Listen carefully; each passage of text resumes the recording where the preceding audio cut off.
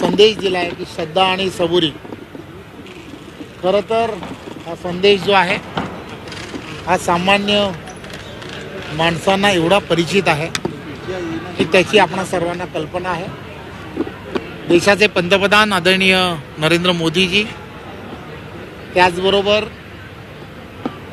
अमित भाईजी हे सुद्धा आज या अधिवेशनाला आणि महाराष्ट्रातून कानाकोपऱ्यातून आलेल्या सर्व लोकप्रतिनिधी आणि प्रतिनिधी जे भारतीय जनता पार्टीचे कार्यकर्ते आणि पदाधिकारी आहेत या सर्वांना या ठिकाणी आजच्या या अधिवेशनाचं आमंत्रण केलं आहे. महाराष्ट्रातील 14 कोटी जनतेने महायुतीला जे आशीर्वाद दिले आणि पुन्हा एकदा महायुतीचं सरकार हे महाराष्ट्रात आलं, त्यामुळेच सर्व जनतेचे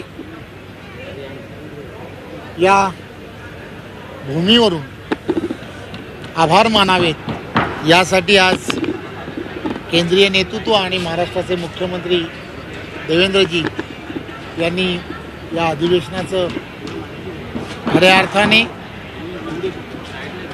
सर्वांना निमंत्रण दिलं आहे. आपणही सर्वजण या विनंतीला मान देऊन या ठिकाणी आलात. मी आपणा सर्वांचं खरं तर मनपूर्वक धन्यवाद. दुसरीकडे संविधानाची प्रत आहे आरोप होते त्याला उत्तर देण्याचा हा प्रयत्न आहे. खरं तर आपणा सर्वांना माहीत आहे की लोकसभेच्या निवडणुकीच्या वेळेला अतिशय खोट्या पद्धतीने नेरेटिव्ह सेट करण्याचं काम केलं गेलं होतं.